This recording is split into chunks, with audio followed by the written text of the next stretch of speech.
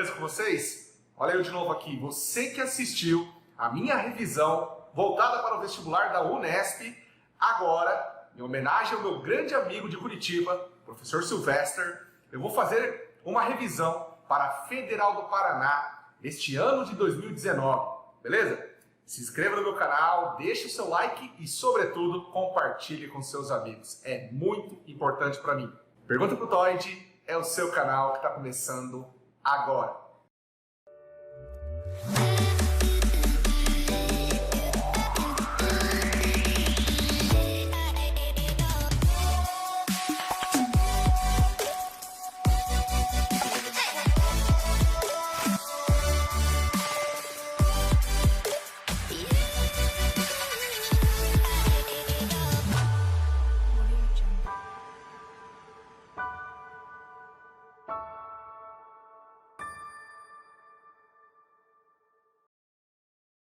Muito bem, pessoal, vamos começar com a questão número 1, beleza ou não? A questão número 1 vai falar sobre zoologia, uma matéria que eu adoro, vai falar sobre aves. Acompanhe comigo. Sobre as adaptações apresentadas pelos animais em relação ao meio em que vivem, é correto afirmar. Letra A. Ossos pneumáticos reduzem o peso das aves e são favoráveis ao voo. Pessoal, quem são as aves? As aves pertencem ao filo dos cordados, aqueles animais que apresentam notocorda. As aves são como se fossem répteis milagrosos capazes de voar, pois sim, apresentam uma pele seca, ossos pneumáticos, ossos que armazenam ar para facilitar o voo, apresentam penas para facilitar o voo, membros dianteiros modificados em asas para facilitar o voo, músculos peitorais extremamente desenvolvidos para facilitar o voo, osso peitoral chamado externo em ponta, quilha ou carena para facilitar o voo. São animais homeotérmicos, capazes de regular a temperatura e manter mais ou menos constante, independente do meio ao seu redor. Tudo bem? Apresentam uma camada de tecido adiposo, uma hipoderme. É aquela pele da ave que quando você frita, ela fica altamente crocante. Ali existe tecido gorduroso, tecido adiposo. Tudo bem?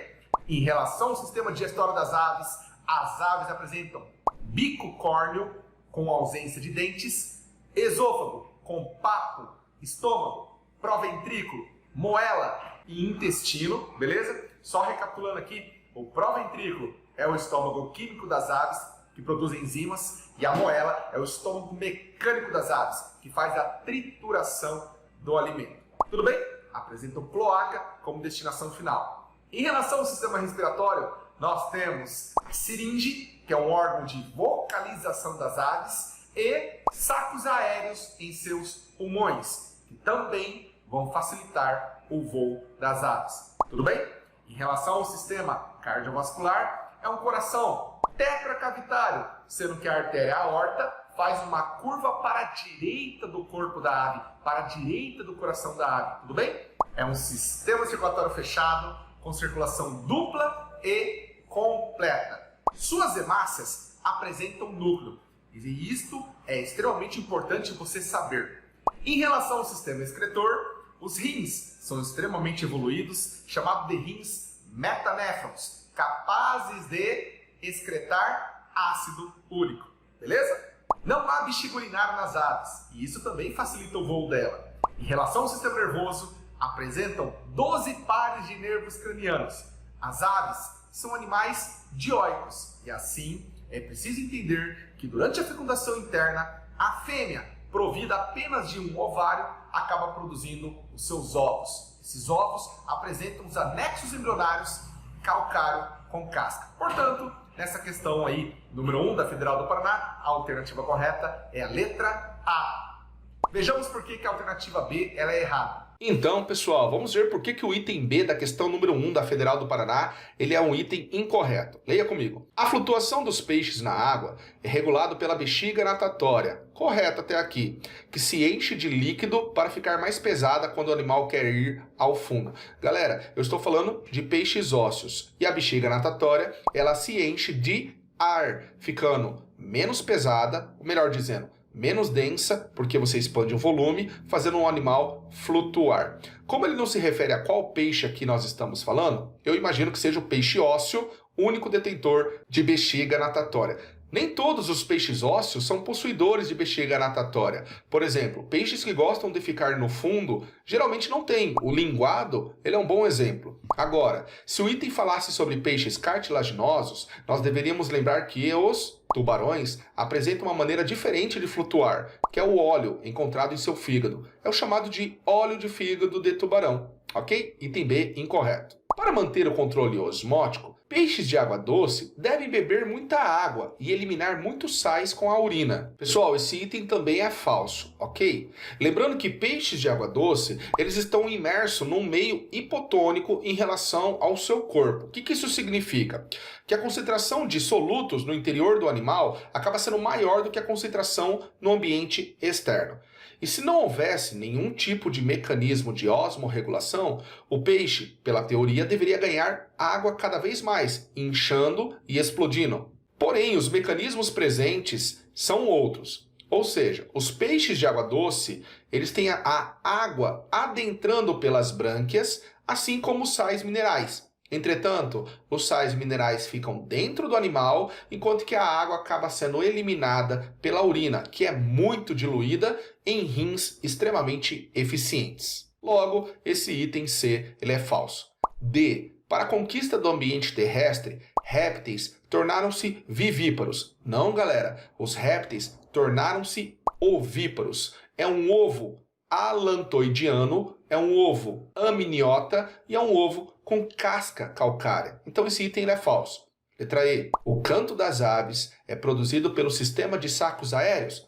Falso. Eu falei para vocês que o canto das aves é devido a um órgão de vocalização chamado de siringe. Portanto, a alternativa correta aqui é a letra A. Questão 2, Federal do Paraná, 2012. A vitamina C atua na reação de hidroxilação enzimática da prolina em hidroxiprolina, aminoácidos essenciais para a formação do colágeno. A partir dessa informação, é possível afirmar que a vitamina C está relacionada à manutenção de qual tipo de tecido dos organismos multicelulares? Bom, pessoal, colágeno é uma proteína e, aliás, é a proteína mais abundante de um ser vivo, cerca de 30%. Falou de fibras colágenas, eu preciso lembrar que existem colágeno do tipo 1, tipo 2, tipo 3, tipo 4, tipo 5 e assim por diante. Na verdade, já foram categorizadas mais de 20 tipos de colágeno. Colágeno é uma fibra, uma proteína extremamente forte e também flexível.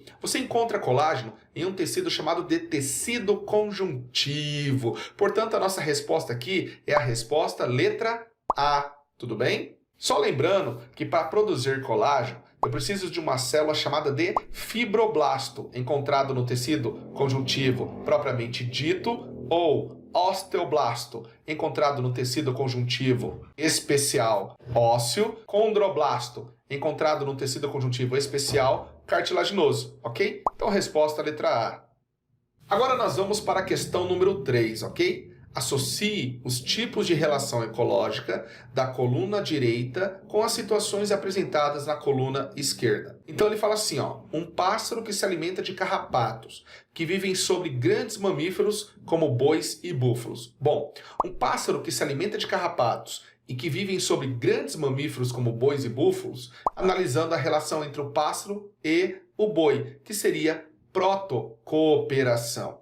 E é este o exemplo que o vestibular espera de você, que você saiba que a relação entre o pássaro que livra os grandes mamíferos como bois e búfalos de carrapatos é um exemplo de protocooperação. O que seria a protocooperação? Uma relação harmônica entre espécies diferentes onde ambos são beneficiados, porém sem a relação de obrigatoriedade. Porque se houvesse a relação de obrigatoriedade, nós teríamos uma outra relação chamada de mutualismo, ok? 2. Uma epífita, por exemplo, uma orquídea, que cresce sobre uma grande árvore. Bom, epífita, ela é uma planta que mora em cima de determinadas árvores em busca de luminosidade. 2 grandes exemplos aqui para vocês, bromélias e samambaias. Sabemos que esse tipo de relação é como se fosse uma relação de moradia, inquilinismo, mas, em se tratando de plantas, nós temos um predomínio de chamarmos de epifitismo. O que seria um inquilinismo? Bom, inquilinismo é uma relação de moradia, uma relação harmônica que acontece entre dois seres diferentes, interespecíficos, como acontece, por exemplo, com os animais. Nós vemos inclinismo, propriamente dito, entre o peixe-palhaço e a anêmona do mar. Já com plantas epífitas, nós temos o epifitismo. Então, o que acontece? Elas moram em cima das plantas, não trazendo prejuízo para a planta. É importante vocês entenderem que a relação de inclinismo e epifitismo é uma relação que beneficia apenas um indivíduo e para o outro acaba sendo neutro. Nós chamamos na biologia de relação mais/zero. Ok? 3. Uma rêmora, ou seja, peixe-piloto, que vive em associação com um tubarão, sendo transportada por ele e aproveitando-se dos restos da alimentação desse carnívoro. A dica aqui é resto de alimentação deste carnívoro.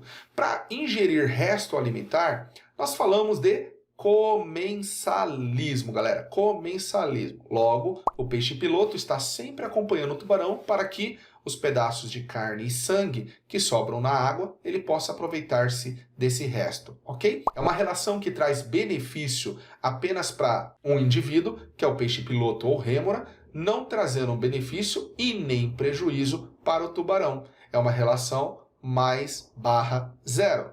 4. Bactérias e protozoários que vivem no interior do intestino de cupins, onde digerem a celulose. Aqui é importante vocês entenderem que eu estou falando de uma relação chamada de mutualismo, onde seres como protozoários e bactérias produzem uma enzima chamada celulase, capaz de digerir a celulose. E assim, o cupim aproveita desse benefício energético. Se você separar o cupim das bactérias e protozoários do seu intestino, ambos vão morrer. O cupim primeiro porque ele necessita desses micróbios compondo a biota intestinal. E esses micróbios necessitam do cupim, pois o cupim vai fornecer, além de proteção e moradia, alimentação farta ao ingerir pedaços de celulose encontrado nas madeiras, ok? Logo, nós podemos dar como alternativa correta 2, 3, 1 e 4. Letra C. É isso aí, pessoal. Se você gostou dessa aula, assista outras aulas aqui comigo e também as aulas dos colegas da semana de vestibulares. Obrigado pelo convite, Jean. Obrigado pelo convite, Sylvester. Esta última aula da Federal do Paraná foi uma homenagem a você, um grande parceiro em que eu admiro da região de Curitiba, um professor excelente de geografia. Beijo e tchau, galera!